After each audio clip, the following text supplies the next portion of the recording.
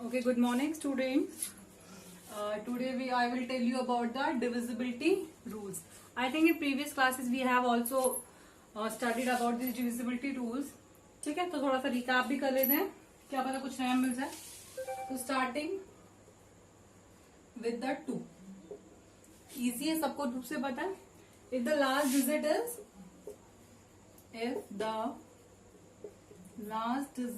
is 0, 2, 4, 6 और 8. अगर इसमें से कोई सा भी आपको लास्ट डिजिट नजर आता है तो it is divisible bye 2. For example 5, 6, 7, 3, 2, 4, 4. तो लास्ट में 4 आ रहा है, यानी किससे डिविजिबल हो गया? 2 से. Now coming to next, divisibility rule by 3. If the sum of the digits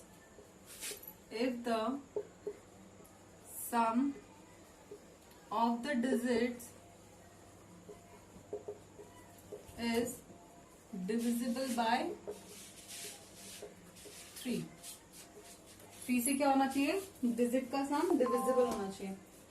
so taking one example 4, 5, 6, 3, 9. सी ये जो मैं एग्जाम्पल्स ले रही हूँ, ये एग्जाम्पल्स आपके एक्सरसाइज के क्वेश्चंस के पार्ट है. ठीक है, so in this video I will not going to explain you the exercise. Question 1 to 5 is your homework, because उनका एक एक पार्ट में इसमें डिविजिबिलिटी रूल समझाते हुए कवर कर लूंगी. क्लियर? सो नेक्स्ट इज इनका सम करना है आपको. 4 + 5 + 6 + 3 + 9. 4, 5, 9, 6 और 3 9, 9 और 9, ये कितना हो गया आपका? टोटल 27 हो गया. और 27 किससे डिविजिबल होता है? 3 से. इसका मतलब ये पूरा नंबर किससे डिविजिबल हो गया? 3 से. Clear? Now coming to divisibility rule of 4. 4 में लास्ट के 2 डिजिट्स चेक करनी है. If the last two digit is divisible bye 4. अगर लास्ट के 2 डिजिट 4 से डिविजिबल है, इट मीन्स कि वो डिविजिबल होगा. एग्जाम्पल यही वाला एग्जाम्पल कंटिन्यू कर लेते हैं. 5, 6, 7, 3, 2, 4, 4. लास्ट में क्या आ रहा है? 44. और 44 किससे डिविजिबल होगा? 11 से. 11 फोर 44 कंप्लीटली डिवाइड हो गया, तो ये पूरी डिजिट किससे डिविजिबल हो जाएगी? 4 से. अंडरस्टूड? सिर्फ आपको लास्ट की 2 डिजिट से ही पता चल जाएगा कि वो 4 से डिविजिबल है या नहीं है. Next divisibility rule is based on 5.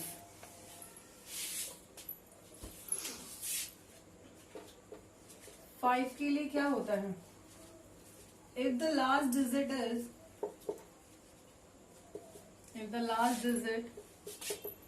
is 0 या 5. 0 और 5 में से कोई भी आपको एक डिजिट मिलती है तो वो क्या होगा? डिविजिबल बाय 5 होगा. ठीक है. एग्जाम्पल 8, 7, 0, 3, 5. तो लास्ट में 5 आ रहा है, इसका मतलब भी किससे डिविजिबल हो गया? 5 से. Now coming to 6. ये थोड़ा सा डिफरेंट है. इसमें क्या चेक करना है? If the number, complete number, if the number is divisible by both 2 and 3. अगर वो दोनों से डिविजिबल है तो ही डिविजिबल होगा. अगर ऐसा है कि मान लो 2 से है पर 3 से नहीं है, 3 से और 2 से नहीं है, तो it is not divisible by 6. दोनों से होना जरूरी है. ठीक है.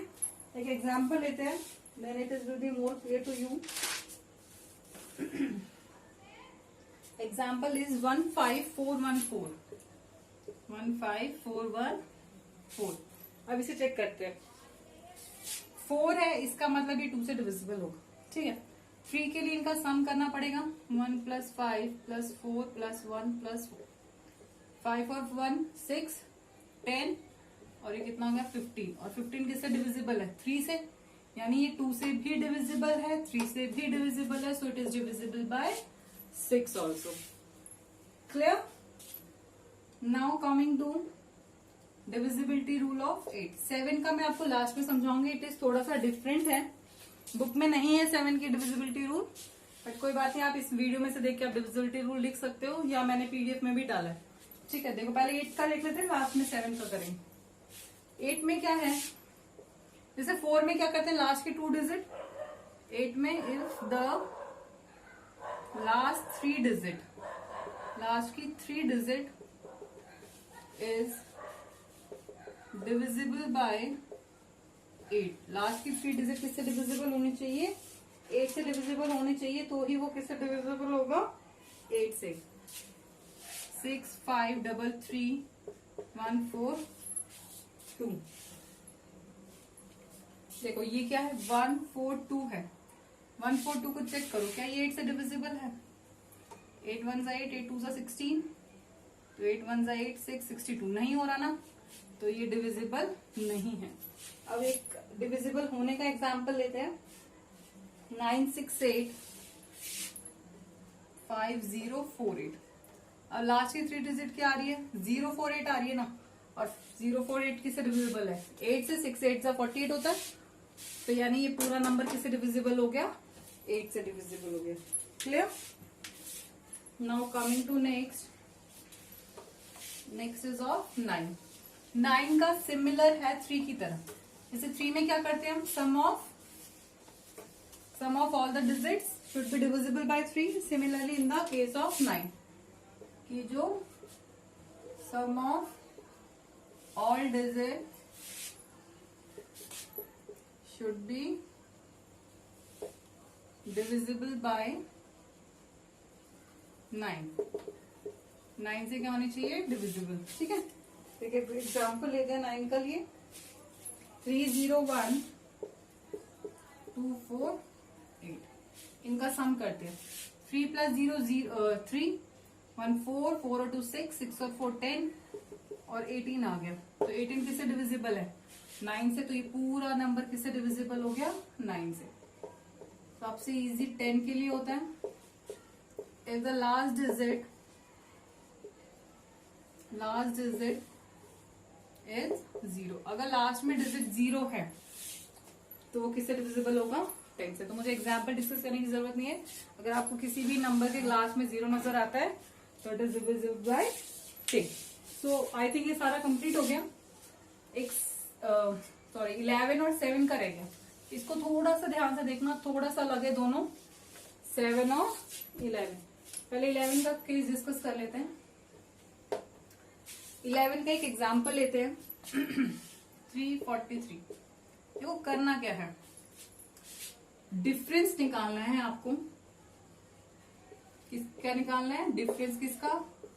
सम of digits at odd places and sum of digits at even places। इन दोनों का क्या निकालना है? डिफरेंस निकालना है। तो आपको और अगर हाँ डिफरेंस निकाल के अगर इनका डिफरेंस 0 आता है या फिर क्या आना चाहिए? 11 का मल्टीपल, तो वो क्या होगा? 11 से डिविजिबल। अब इसको चेक करो। जो आप ऑड प्लेसेस और इवन प्लेसेस बनाओगे वो फ्रॉम द बैक बनाओगे। ठीक है, एक ये हो गया, ये क्या हो गया? 3 + 3 और नीचे क्या बचा? 4। तो कितना आ गया? 6 और ये क्या हो गया? 4। तो 6 - 4 2 आ गया। यानी ना तो 0 आया ना 11 का मल्टीपल आया, तो ये क्या हो गया? 3 4 3 इज नॉट डिविजिबल बाय 11। तो मैं 11 का केस ले लेते हैं, थोड़ा बड़ा सा केस लेते हैं।